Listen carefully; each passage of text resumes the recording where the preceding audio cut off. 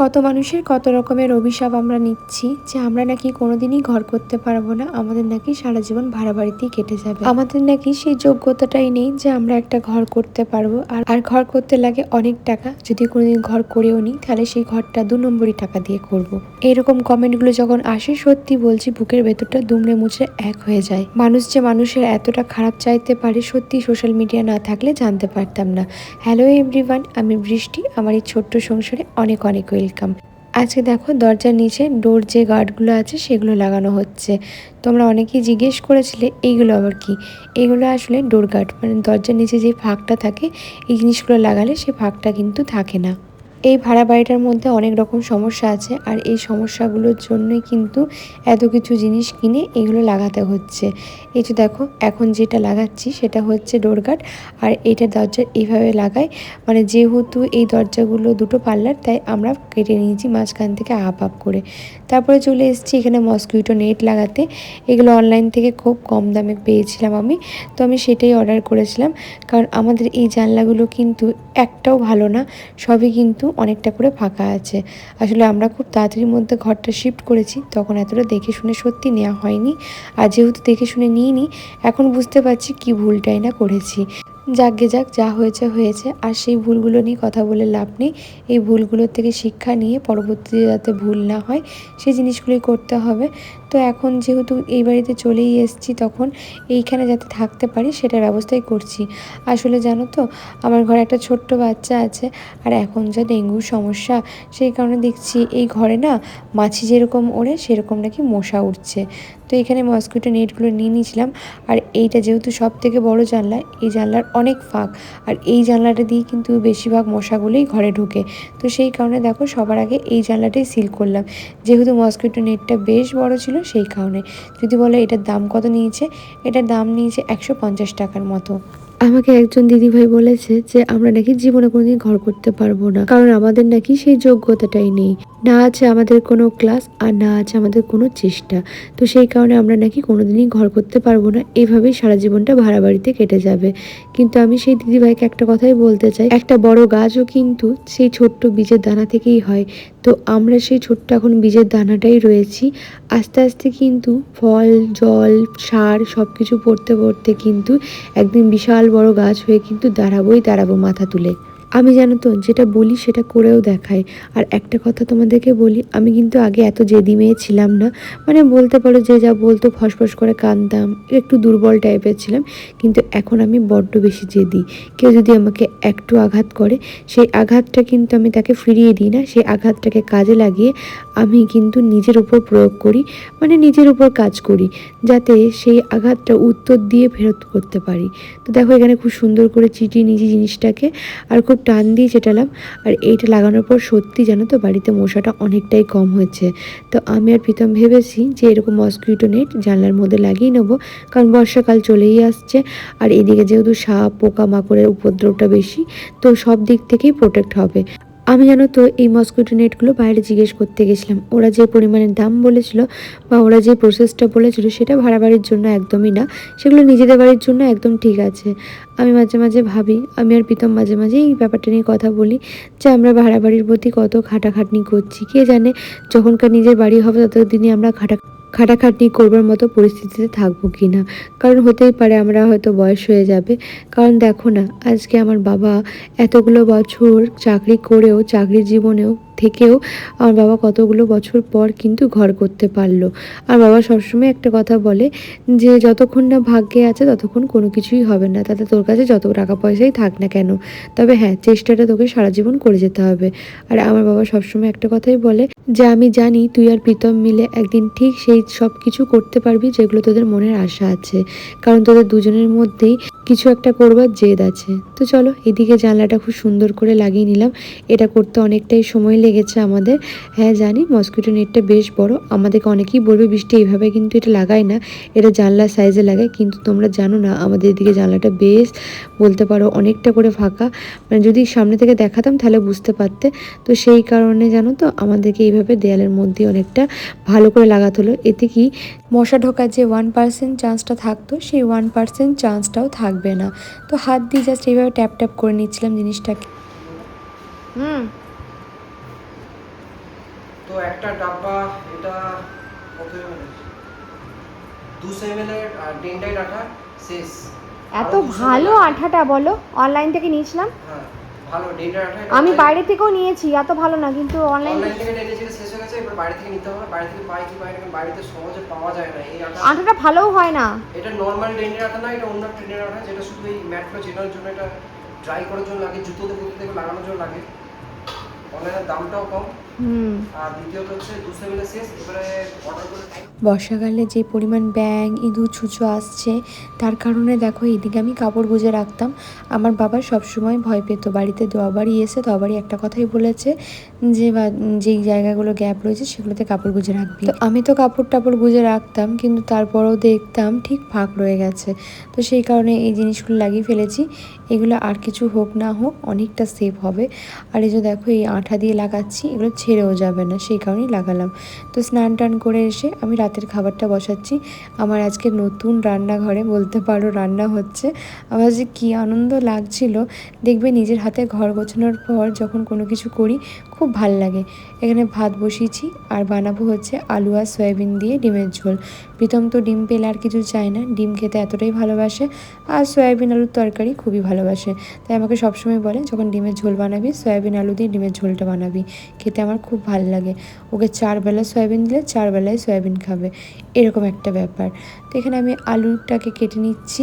দেখো 2 দিন আগে এই রান্নাঘরটাতে কিন্তু রান্না করতাম, আর আমাকে সবাই বলতো যে কি বাজে রান্নাঘরটা, কিন্তু আজকে বলো দেখো সেই রান্নাঘরটাই আজকে একদম নতুন রূপে। সয়াবিন আলুটাকে একটুখানি ভাপিয়ে নেবো, আর সয়াবিন আলুটাকে একবার ভাপিয়ে নিয়ে এখানে নামিয়ে নিচ্ছি। আর তারপরে কিন্তু ডিমটাকে সেদ্ধ করতে দেবো।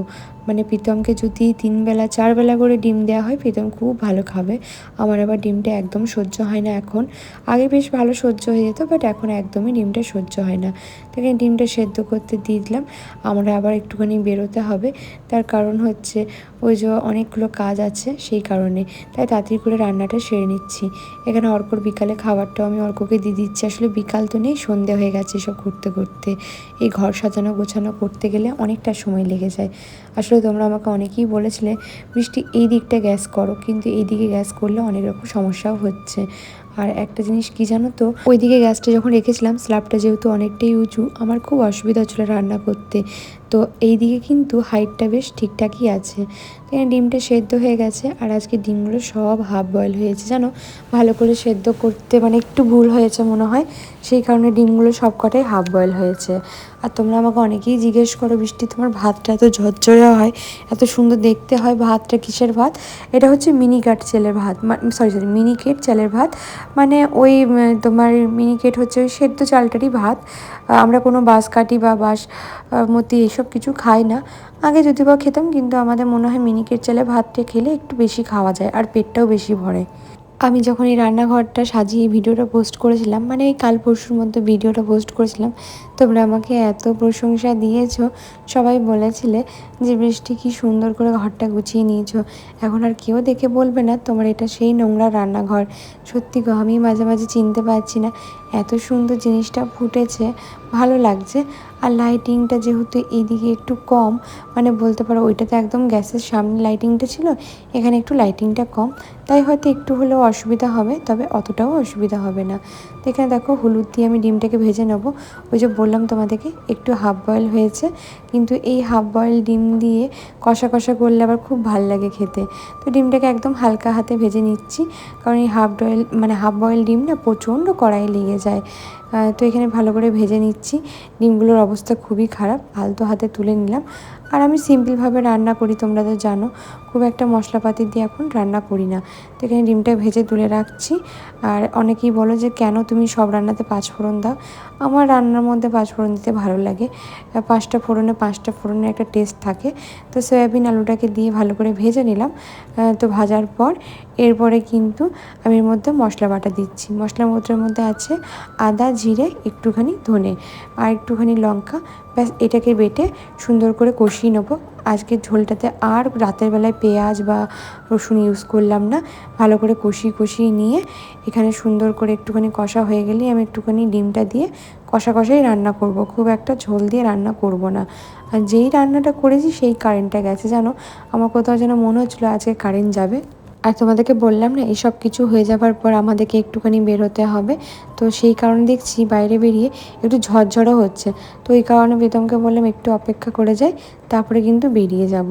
আমার দেখো সারাদিন কাজ করার পর কোমরে ভীষণ যন্ত্রণা, আসলে আমার কোমরে না বড্ড বেশি কষ্ট হয়। আমি যে জানলাটা খুলে রান্না করব সেটাও করতে পারি না, কারণ আমাদের পেছনেই একটা আম গাছ আছে, সেখান থেকে পোকা মাকড় সব চলে আসে, রাত হোক দিন হোক যখন তখন এসে তরকারির মধ্যে পড়ে যায়। আর সেই কারণে জানো তো জানলাটা খুলে রান্না করতে পারি না। সকাল দিকে যদিও বা রান্না করা যায়, কিন্তু রাতের দিকে তো অসম্ভব একটা ব্যাপার, কারণ শুধু পোকা আছে তা না, মানে সব কিছু ঢুকে যায় এটা দিয়ে। তো এখানে ডিম রান্নাটা হয়ে গেল, এবার সুন্দর করে এখানটা গুছিয়ে নিচ্ছি। এবার ডিমটা হালকা হালকা কষে কষে আসার পর আলু টালুগুলো সব কিছু সেদ্ধ হয়ে যাওয়ার পর দেখে নেওয়ার পর আমি কিন্তু এর মধ্যে ডিমটাকে অ্যাড করে দেবো। আর বেশিক্ষণ রান্না করতেও লাগবে না, একটু জল দিয়ে দিলাম যাতে একটু গাম মাখা মাখা হয়, কারণ প্রীতম তো ঝোল ছাড়া একদম খেতে পারে না, সেই কারণে। আমি আবার ঝোল ছাড়া শুকনো শুকনোই খেয়ে নিতে পারবো, কিন্তু ও আবার একদম খেতে পারে না। এই জন্য ডিমটা দিয়ে দিলাম। আজকে ভাত আর সয়াবিন আলু ডিম দিয়ে ঝোল। তো এখন যাচ্ছি একটু বাইরে, বাইরে বলতে অনেক দিন ধরে পর্দাগুলো লাগানো হচ্ছিল, তোমরা দেখেছো তো কি, তো পর্দাগুলো লাগাবো, স্প্রিং আনতে যাচ্ছি। প্রথমে ভেবেছিলাম লোহার রড দিয়ে করবো, তারপর দেখলাম না কোনো এসব করে লাভ নেই, মাপ নিয়ে নেওয়া হয়েছে সবই।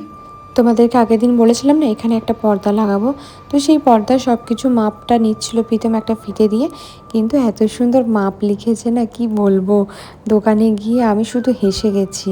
তার কারণ হচ্ছে একটা মাপ লিখেছে এমন, আমি ভীষণ কনফিউজ ছিলাম একদম বড় ঘরটার জন্য, জানো এমন মাপ লিখেছে কি আর বলবো বলো।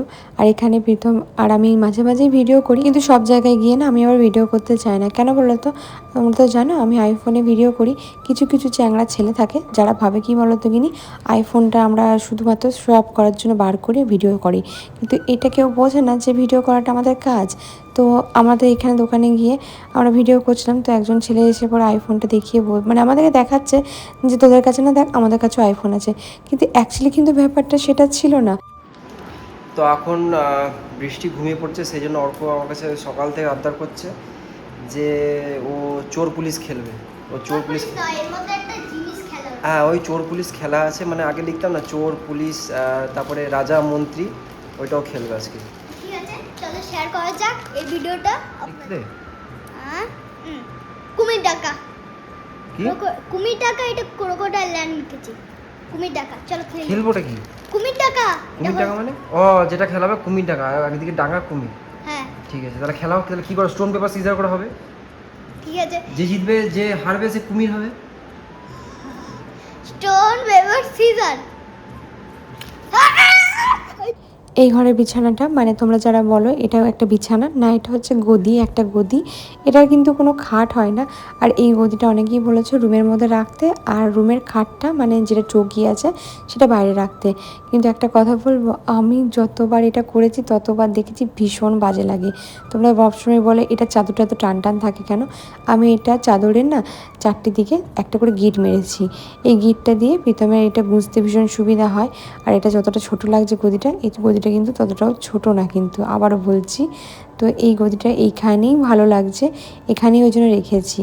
আর তোমাদেরকে আবারও বলছি এই গদিটা কিন্তু আমি কিনিনি, এটা প্রমোশন থেকে পেয়েছি, তাই চাইলেই ফেলে দেওয়া যায় না এইভাবে জিনিসটা, কারণ গদিটা বেশ ভালো, কিন্তু আমরা যে গদিগুলো টাকা দিয়ে কিনেছি তার থেকে অনেক ভালো এটা, মানে বলতে পারো এটাতে শুলে আমাদের একদমই কোমর ব্যথা হয় না, কোনো কিছু প্রবলেম হয় না।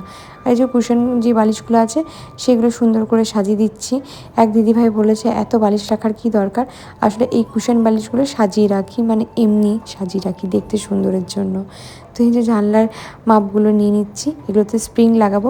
প্রথমে গেছিলাম হচ্ছে লোহার যে পাইপগুলো হয়, সরি স্টিলের যে পাইপগুলো হয় সেগুলো নিতে, তো কিন্তু দেখলাম যে অনেকটাই দাম পড়ে যাচ্ছে। আর ওখানে দোকানদারের দাদাও বললো যে ভাড়া বাড়িতে এত দাম দিয়ে লাগাবেন না, ফালতু ফালতু, তো সেই কারণে আমরা লাগাইনি। আর অনেক কিছু কারণের জন্যও লাগাইনি, ফালতু খরচা করব, এই বাড়িতে সবই তো আমরা নিজেদের থেকেই খরচা করছি, এই বাড়িতে বললে না সব বাড়িতেই আমরা নিজেদের থেকেই খরচা করছি, কারণ ওই যে চোখে দেখতে পারি না আর কানে শুনতে পারি না, দুটোই প্রবলেম আছে। তো এখানে সুন্দর করে এখানে সব কিছু হচ্ছে, এখনও অর্ক ঘুমাচ্ছে দেখছো। তো এইদিকে জানলাগুলো দেখছো কতগুলো করে কাপড় গোঁজা। আসলে সত্যি আমরা জানতাম না গো এই বাড়িটাতে মধ্যে এত প্রবলেম আছে বা এত সমস্যা আছে। দেখো এটা তো সত্যি যে ভাড়া বাড়ি ওইভাবে ফট করে দেখে বোঝা যায় না। আমরা মাত্র 2বার এসলাম, তাও যতটা দেখবার দেখে নিয়েছিলাম। তারপরে এখানে থাকতে থাকতে অনেকটা কিছু জানতে পারছি, অনেকে অনেক কিছু বলছে। তো যাই হোক, আর বললেও কিছু করার নেই, কারোর কথা কানে না দিয়ে জীবনটা শুরু করেছি আর জীবনটার মধ্যে ভালো থাকার চেষ্টা করছি। দেখো ওই বাড়ির পর্দাগুলো এই বাড়িতে লাগাবো।